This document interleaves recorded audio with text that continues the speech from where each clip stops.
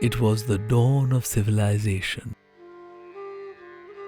Yoga was conceived 5,000 years ago in the Indian subcontinent.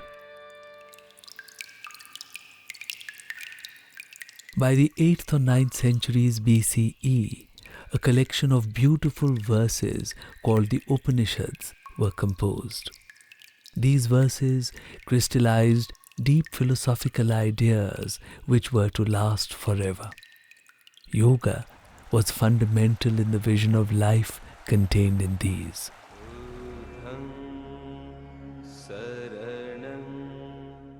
The Katha Upanishad of 3,000 years ago says, "He whose senses are uncontrolled, who is not tranquil, whose mind is not at rest, he can never hope to attain the true self, not even through knowledge."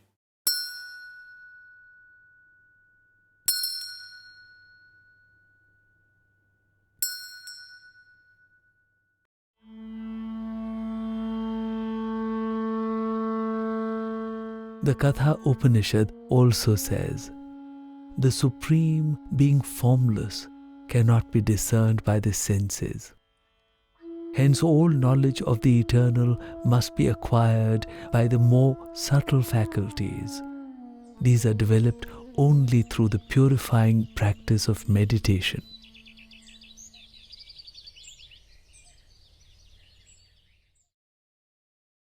Today, we live in a world torn by greed and violence. There is much strife and divisions all around.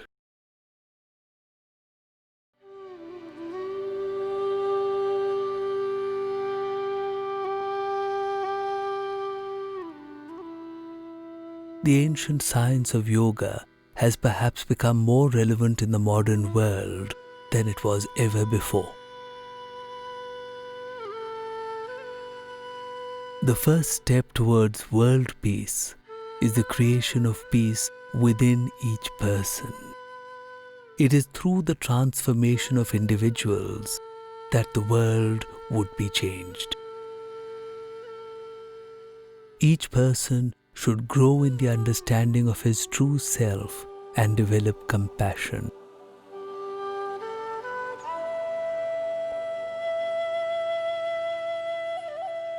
This would lead to more harmony within families and groups, in society, and finally in the community of nations. The world would become more joyous and peaceful.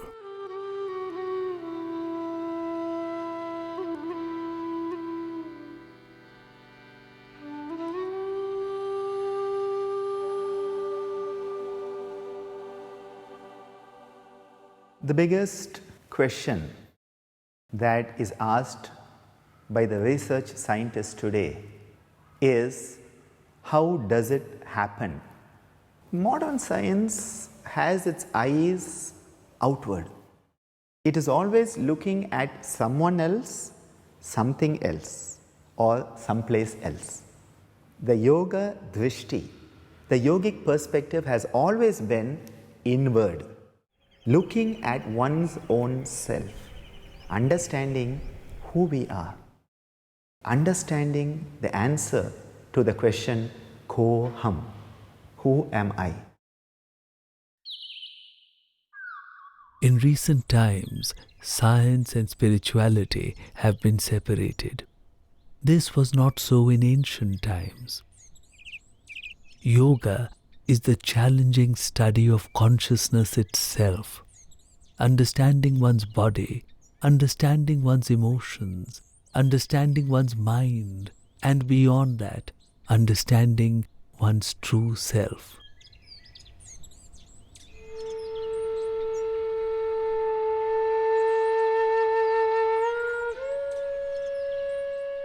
Conquering the fretful disturbances of the world around, great thinkers researched deep into the self. This was an epic project spread over many centuries.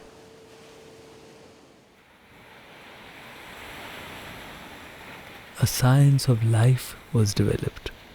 to help us to know ourselves better, to help us to attain the peace and joy which can be found within.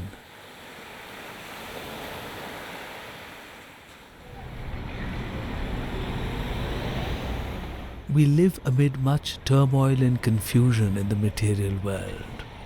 The state of mental and physical health has deteriorated considerably. It is estimated that 70% of all costs in the health system are because of chronic diseases like diabetes, heart disease, hypertension, and osteoarthritis.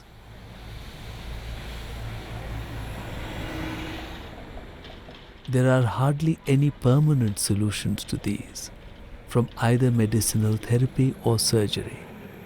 Mental ailments are also expected to reach epidemic levels very soon.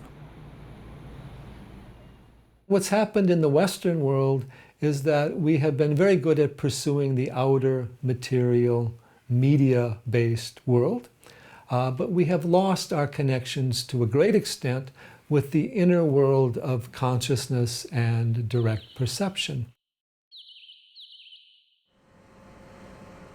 In the world today, we have reached a stage of tremendous fragmentation. Our language, our science is running after the particularized. We've reduced the human health to very complex chemicals. The question is, how do we integrate our perception? How do we integrate our knowledge? And how do we arrive at a holistic, totalistic understanding of who we are as individuals, of what the human being is, the nature of the universe, the nature of life? And this is where yoga comes in, because yoga provides us an inner technology of the spirit, an inner technology of consciousness, an inner science of understanding ourselves so that we can directly perceive who we are. I think that all of the yogic traditions of India, whether they stayed in India or went to Tibet or went elsewhere, are all pointing to this same vision and this same type of practice, this same path of reconnecting with what is most true and most essential about our own being.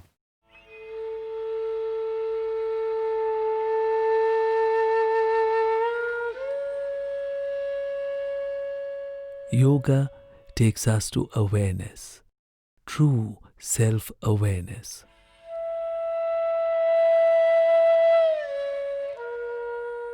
In yoga, we calm ourselves. We see that we are less affected by the noise and distractions of the ever-changing world around us.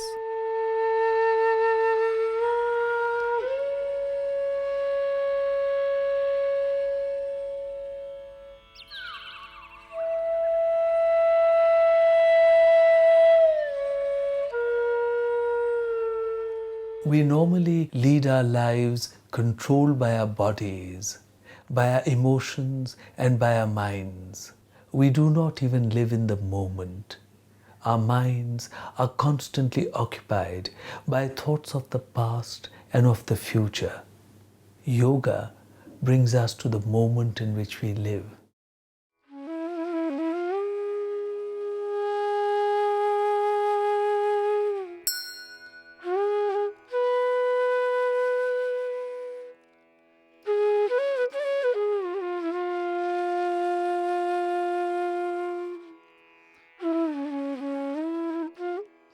Step by step, we become aware, first of our bodies and of our breath. Yoga brings us to look at it, to control it. In that, the transformation has begun. We are becoming aware of ourselves.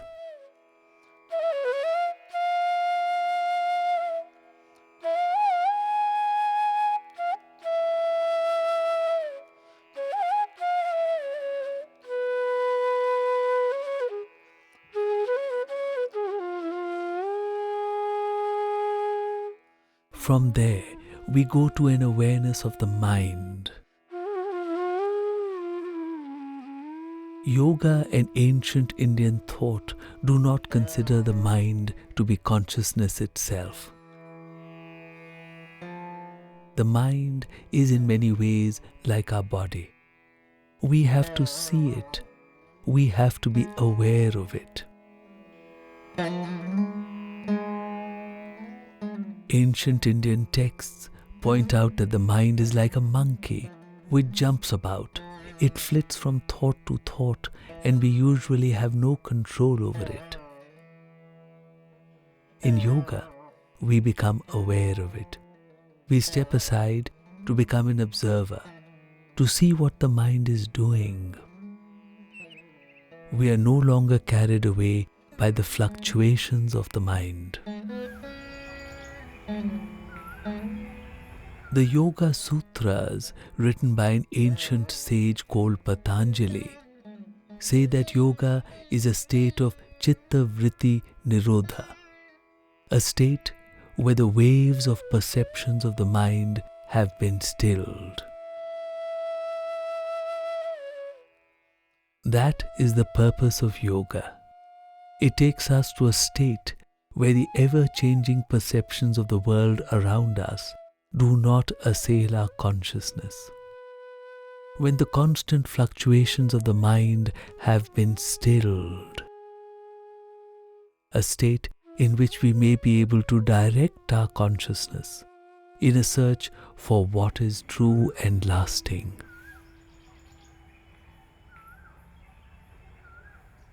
The chitta is that subconscious, unconscious mind that is constantly in motion. The ancient rishis said the mind is a monkey. Not just a monkey, it is a drunken monkey, and on top of that, bitten by a scorpion. Now, if that is the mind, it is constantly in motion. Whirlpools of the subconscious mind, they just drag you down away from your goal even before you can blink an eyelid.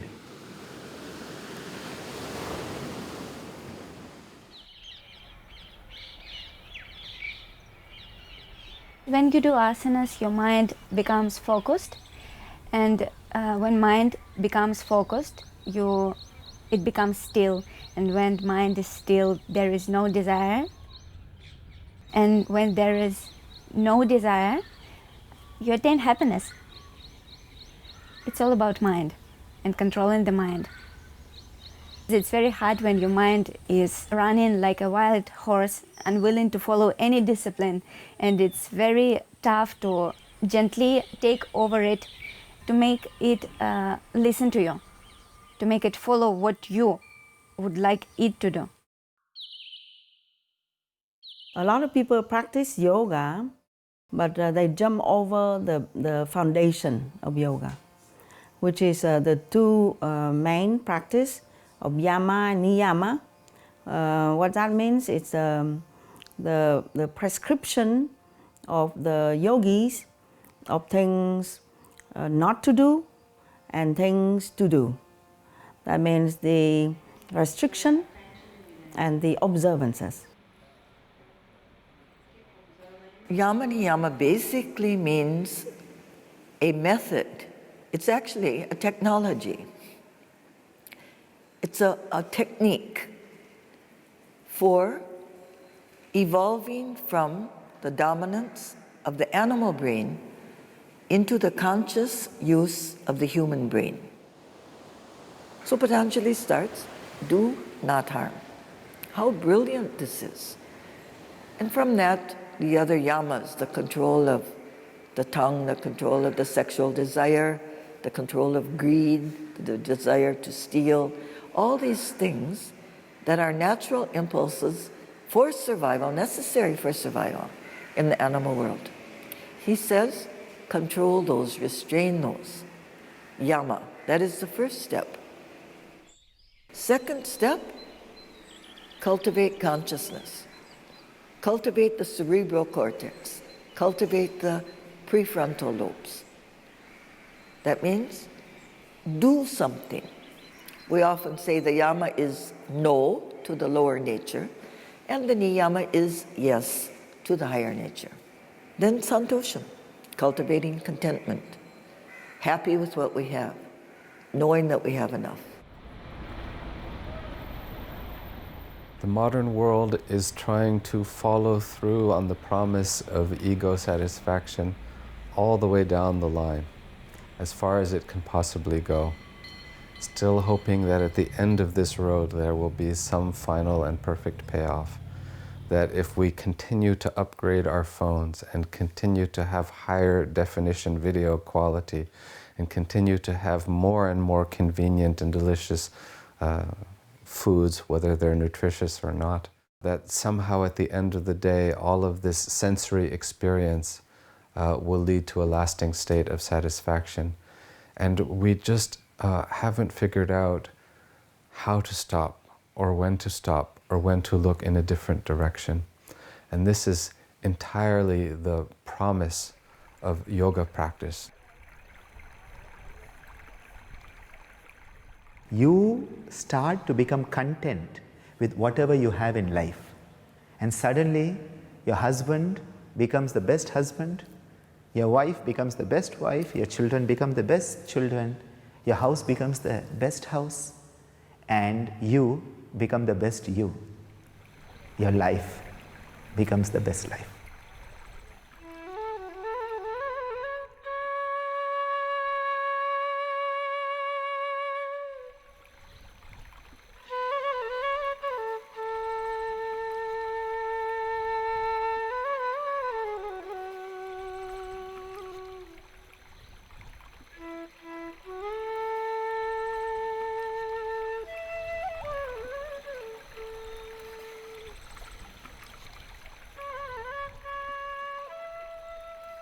Yoga, in all of its forms, is part of American culture, and it will stay that way, and it'll only get better. And it's terribly, terribly important now, because if ever there was a time in history when we needed people to have methods of attaining inner peace, it is in this high-stress, fast-paced, crazy-making world where we're constantly being assaulted by sensory input, and having the availability of methods of finding refuge in one's home whenever one wants it, at the neighborhood studio, wherever it is a terribly, terribly important.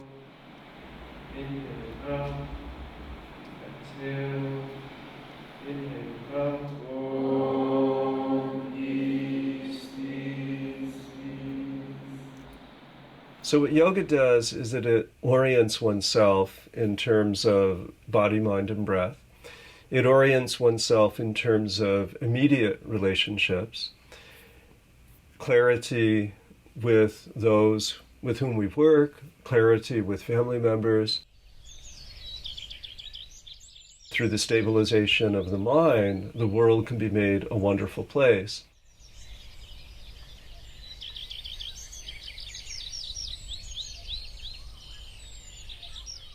Yoga enhances the ability to get closer to Christ and closer to God, and gives you very clear ways and steps to enhance your own religion, whether it be Christianity, Buddhism, Islam, whatever religion that you follow.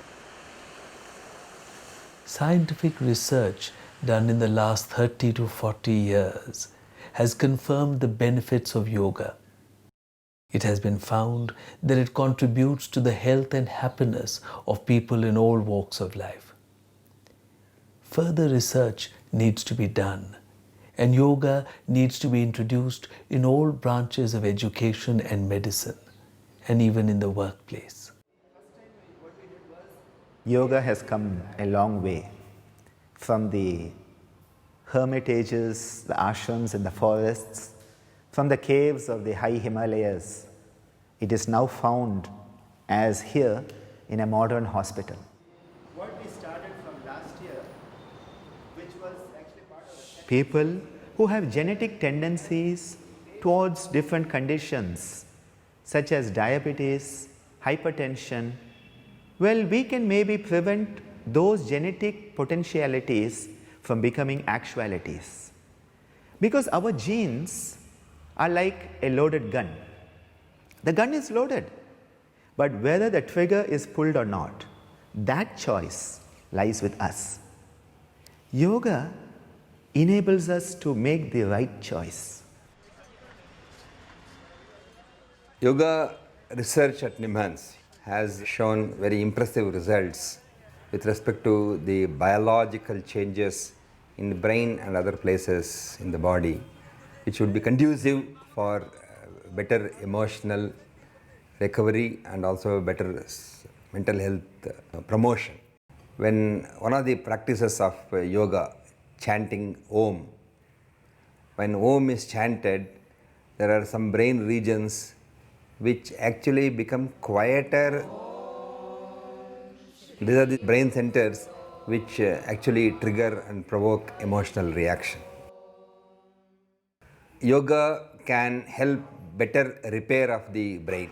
Each day the brain wears and tears though, and there is a inbuilt system that brain could dynamically keep getting in quotes repaired and keep itself fit for its operations.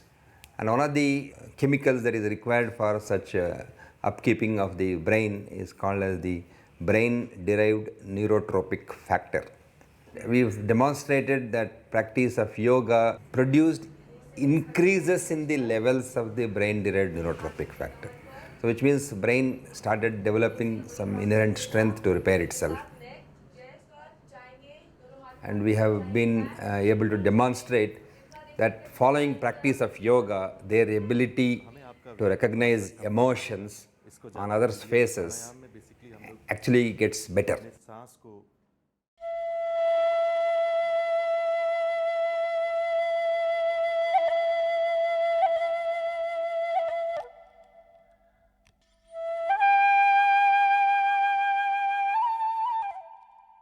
Googlers as a community embrace all of the kind of things that yoga philosophy talks about. For Hatha Yoga asana practice, just at the Google headquarters itself, there are 37 classes a week.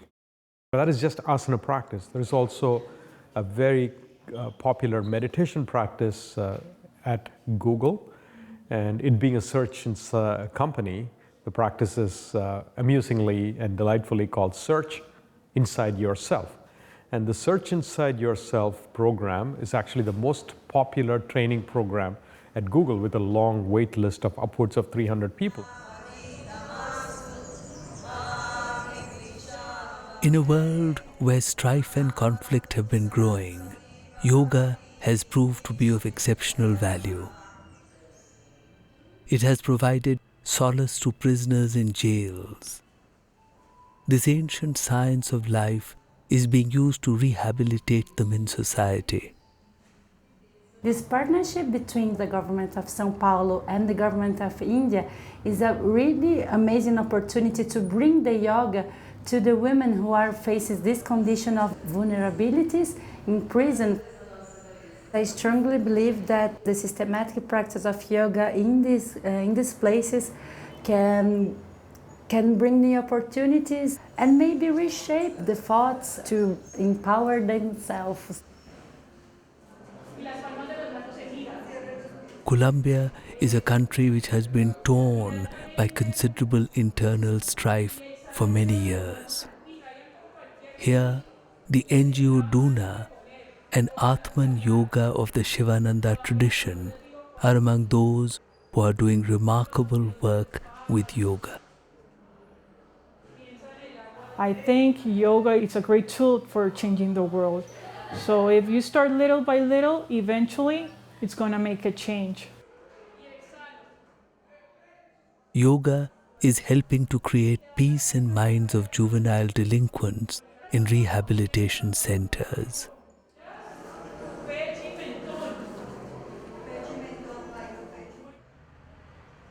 It is healing mental scars and providing emotional stability in sanctuaries for young girls who have faced violence and distress.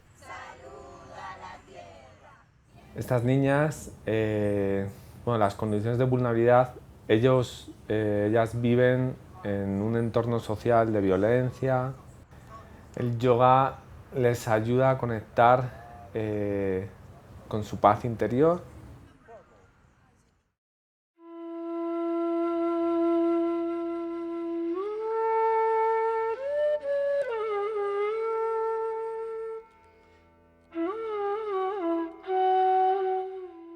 Modern science seeks to find ways to shape the world around us.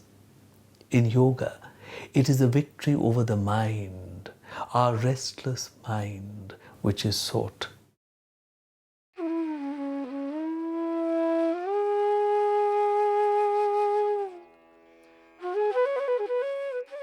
Yoga takes us back to who we really are.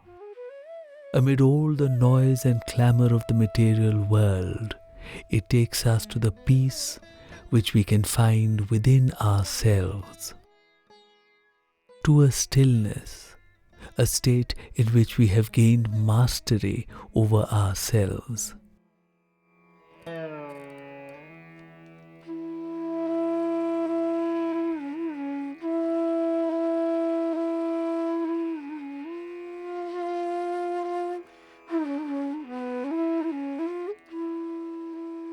At the end of the path of self-transformation is the reward of true knowledge, when we would be deeply aware of our oneness with all that there is, the state of yoga. A state which would be the first and most important step towards world peace.